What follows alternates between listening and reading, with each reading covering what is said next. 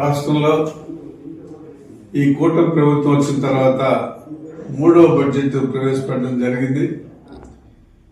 ఏ budget పెట్టినా ఏముంది గర్వకారణం అన్నట్టుగానే బడ్జెట్ లో ఉన్నటువంటి పరిస్థితులు అయితే కనిపిస్తున్నాయి. ఇవాళ సూపర్ 6 సూపర్ హిట్ అని చెప్పి చెప్పుకున్నటువంటి ముఖ్యమంత్రి గాని ఉప ముఖ్యమంత్రి గాని వాళ్ళ సూపర్ 6 ని సూపర్ హిట్ అన్నటువంటి విషయాల్లో ఏ ఒక్కదానికి కూడా సరైనటువంటి కేటాయింపులు లేవు. వాళ్ళు మేనిఫెస్టోలో పెట్టుకున్నటువంటి ప్రధాన అంశాలు ఇవాళ ఏ అంశాలైతే మరి తప్పనిసరిగా మాకు నమ్మండి మేము చేస్తామని చెప్పి ఎన్నికల ముందు ప్రధానికానికి హామీలు ఇచ్చి మరి ప్రజలు నమ్మించి వాళ్ళ అధికారంలోకి వచ్చారో వాటికి కూడా ఈ బడ్జెట్ లో సరైనటువంటి కేటాయింపులు లేవు.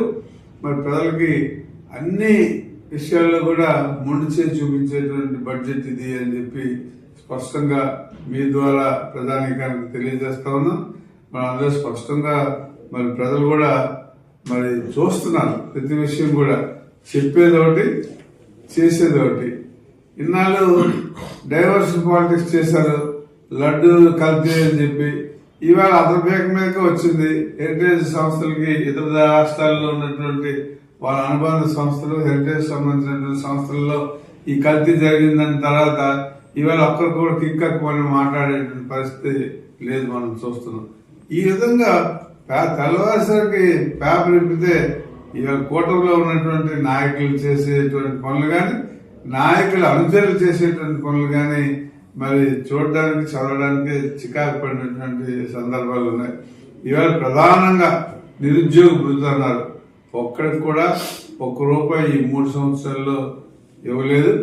కేటాయింపులు కూడా అరాకొరా కేటాయింపులు అయితే బడ్జెట్ లో అంకిల్ గార్డ్ అంటాం కదా, అంకిల్ గార్డ్ కేటాయింపులు చూపిస్తున్నారు కానీ అందులో రిలీజ్ చేసేటువంటి పరిస్థితి గత 2 ఏళ్లలో లేదు.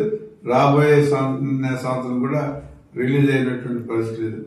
అలాగే మహిళలకి ఇస్తామన్న డబ్బు కానీ, అలాగే మరి విద్య తల్లికి వందనం అనేటువంటి దానిలో మరి పూర్తి స్థాయిలో ఇవాళ మా కౌన్సిల్లో మా నాయకుడు చెప్పారు, మీరు ఎంత ఇచ్చారు, మీరు ఇంకా ఎంత ఏం చెప్తున్నారు బయటకు అనేది ఆ లెక్కలతో సహా ఆయన చెప్పడం జరిగింది. మరి ఇప్పటికి కూడా పూర్తి స్థాయిలో ఇవాళ పేదలకి ఆ తల్లికి వందనం అనేటువంటి మీ భాషలో ఉన్న కార్యక్రమానికి కూడా డబ్బులు కేటాయింపులు పూర్తి స్థాయిలో లేవు. ఈ విధంగా మరి అదేవిధంగా ఎన్నికల ముందర జగన్మోహన్ రెడ్డి మన భూమి సర్వే గురించి జగన్మోహన్ రెడ్డి బొమ్మన్నంత మాత్రం ఆయన తీసుకుంటాను ప్రచారం చేసి మేము వస్తే రద్దు చేస్తా ఉన్నారు. ఇవాళ మీరు మీ ప్రభుత్వంలో దాన్ని మళ్ళీ అమలు చేస్తా ఉన్నారు. ఆ పాత తప్పులు ఏమైనా ఉంటే పడితే ఆ తప్పుల్లాగే మళ్ళీ ఈ ప్రభుత్వంలో కూడా రైతాంగానికి అప్పచెప్తున్నారు. తద్వారా మీ అధికారులు లంచాలు తీసుకోవడానికి ఉపయోగపడుతున్నాయి తప్ప రైతుకి ఏ రకమైనటువంటి ఉపయోగం లేదు. ఈ విధంగా విమర్శించాలంటే మీ ప్రతి ఇష్యూలోనే విమర్శించడానికి సరైనటువంటి ఆధారాలు మీరే ప్రతిపక్షానికి కల్పిస్తున్నారనే విషయం మీ బడ్జెట్ లో చాలా స్పష్టమవుతా ఉంది.